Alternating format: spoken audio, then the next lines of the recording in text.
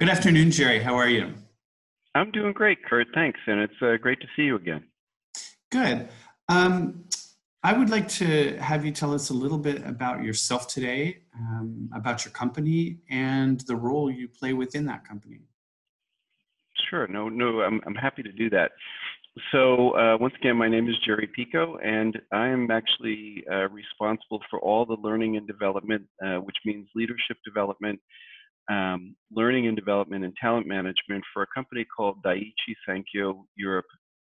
And we're in the pharmaceutical industry, and our European operation is about 12 offices in different countries and roughly 2,000 employees across the footprint. And we engage in developing and producing drugs to handle cardiovascular and oncology therapies. Wonderful. Tell me, Jerry, how did you first come to know Merit and the Merit community? Well, the thing is that I discovered Merit basically through a professional colleague who I know and trust really well, who was a speaker at the conference 2 years ago. And I was actually, he introduced me to Merit 2 years ago to be a speaker, but I couldn't do it. So I was able to come and speak at the conference this year in Vienna, which was, really a great experience for me. And that's how I got in touch with Merit, and I've been a fan ever since.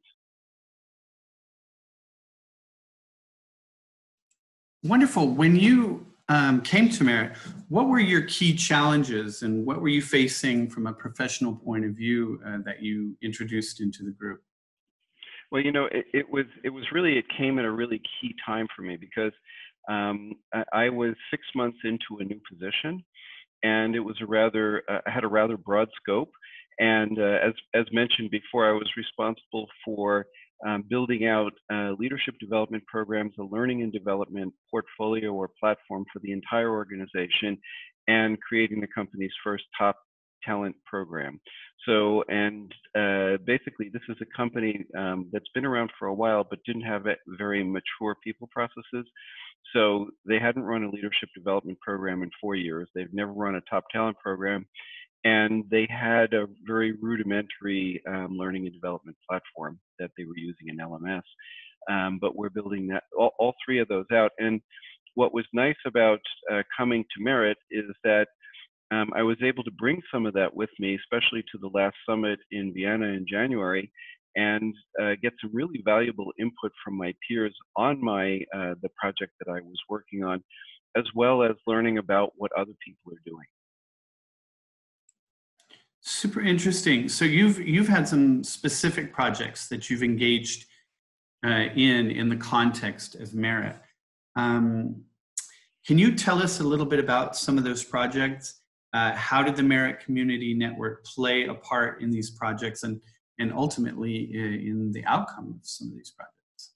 Yeah, so it's really clear for me because what I was able to do, so when I attended and presented at the Merit Summit in Vienna in January, I was able to bring a corporate challenge, and the corporate challenge was the top talent program that I was starting to develop. And what was great about it is that it was half-baked, okay? So I had a relatively clear plan of where I wanted to go, but I hadn't done it before myself. But I wasn't sure that I was following the right way to go. And so I presented it, and then, I opened it up for questions and feedback. And, it was great because there were at least 4 or 5 people in the audience who asked really, really key questions, some of which I couldn't answer, which was even better. Because then it really made me think deeply about what I needed to do to create a successful program. And now, almost a year later, we've run through the entire first part of the program, and in 2 weeks, we're actually having our final talent calibration conference, where we're going to basically decide on our top talents. And then in January, we begin their development program. So the input that I received from the Merit community at the summit and also afterwards really helped me to formulate the whole program and make it the success that it is today. Brilliant, really impressive. And Merit has led to some other things, some other projects I would say even on a personal level. Can you tell us about Yeah. those?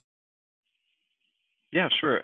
So when I was at the, one of the things that was really beneficial for me at the summit was all of the side conversations that I had. Some of them were facilitated and some of them were just very spontaneous. And I remember there were some that I had with some of the university partners that were extremely interesting and delved into topics that I hadn't thought of. And one of the people that I met was at university, and we started a conversation, and he followed up with me afterwards when I returned back to Munich. And long story short, I wound up signing up for a 6-month masterclass through IE and Ironwood universities, and it was an international masterclass in learning and development leadership. And through that, I learned a lot about developing leadership development and learning and development programs from two real experts. One is Jan Ricken, and the other one is Nick Van Dam. And I had a cohort of 32 professionals from different continents, which was really great to get.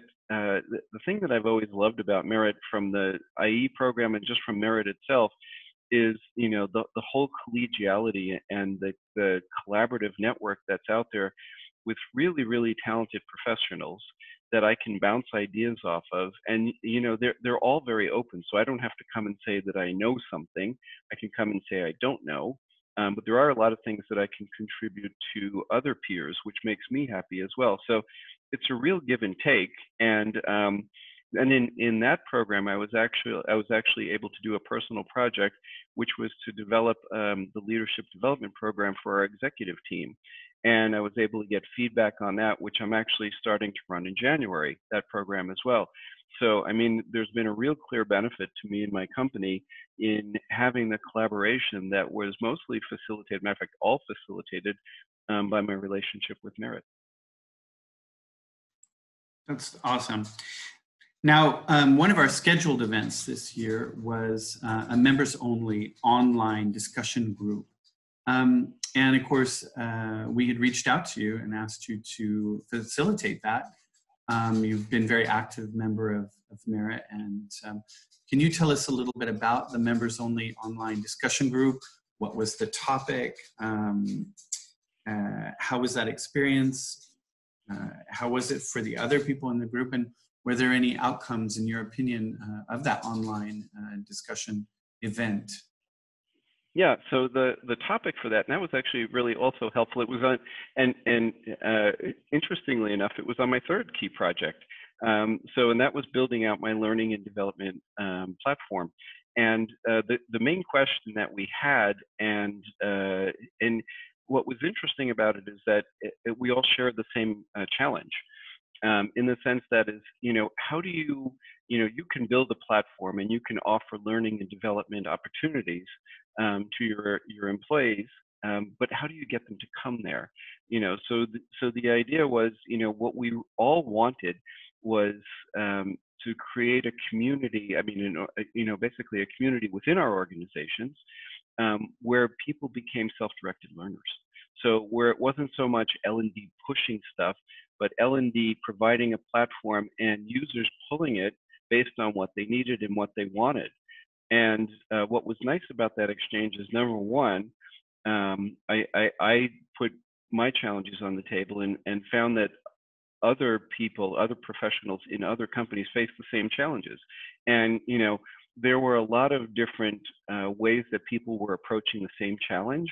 And collaboratively, we came up with several best practices about what you can do to engage learners so that they become self-directed and basically they start pulling the learning content that you're providing. So because, you can provide the best content and have a great platform, but if the people don't have the mindset to be self-directed learners, then it's still a challenge. We're actually in the process of building out the platform now, which we hope to roll out in February or March. And I've used some of the ideas that I've gotten from that call that I had with my peers in designing the communication and engagement plan that we're going to use when we roll out the new platform. So, and then, the other thing that's been really helpful to me is that I just now have this really broad community of experts with various different disciplines within my field, that when I have a specific problem, I can go to them. So it's been really a great resource for me. Can you tell me some of the companies, some of the people that you've worked with specifically, um, through the, just to give an idea of a few of the companies that you're working with within this network? Actually, no, it's funny because one of the people I actually took one of the master classes in Vienna at the summit, and I met Chris Pether, and who I know is also part of the leadership advisory board for Merit. And we're actually it's interesting because I actually bounced a lot of ideas off of her, and I think her company is called People Smart. And so she is. We're talking to her now about coming into our company and working with our executives on emotional intelligence, which is great. And I also have a community that I started here in Munich, and she came and facilitated a program for us. So, I mean, there's Chris, there's some people from BCG, people from Facebook, some people from Google that I've connected with and stay in touch with. And, there's also some people who have worked for some other pharma companies. So I can talk to people who are peers in my own industry. So there's actually been a lot of really great connections that I've made across Europe, which is great. Super. So, how has your practice been impacted by working with Merit, Jerry? Well, I think, Kurt, it's what I would say is that it's hard to be an expert in everything. And and what leadership is about these days, for me at least, it's really about being a network leader and connecting. And I'm a very strong advocate of this because the knowledge that's required to be effective at our level. When you're a senior executive doing learning and development or organization development or leadership development, you know you can't know everything and all the latest trends that are going on. So you really need to rely on your network of peers and people you can trust, people who have similar challenges, people who have similar experience, and are working with leading companies. And it's really been helpful for me to be able to call on these people when I have a specific problem. And I'd say that's probably the biggest benefit. In addition to, what's really nice too, it's the combination of both corporate and academic.